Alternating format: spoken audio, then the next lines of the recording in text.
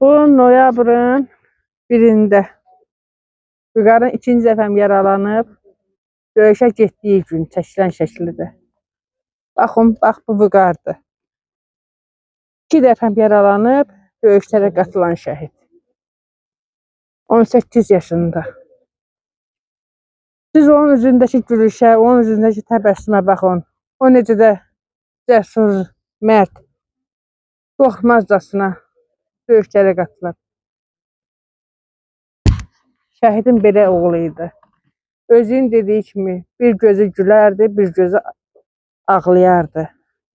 Həyatı da elə oldu. Torpağa qoyulan gün ağlamaq oldu.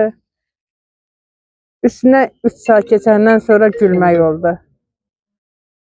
Ağlamaqdan xoşu gəlməzdi.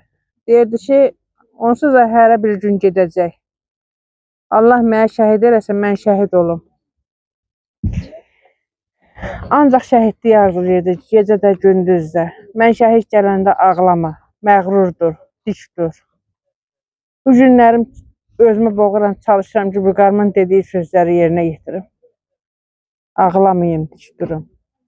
Allah o şəhidlər öz canlarından, qanlarından, hüquqlarından, yaşamaq hüquqlarından bu fidan balalarımızın yaşamağı üçün keçsilər. Mən bax bu siniflə fəxr edirəm. Mənim balalarım, mənim Vüqarlarım Respublikada 1-ci yer tarix üzrə tutublar. Mənim balam Respublikada bok üzrə 1-ci yer tutub.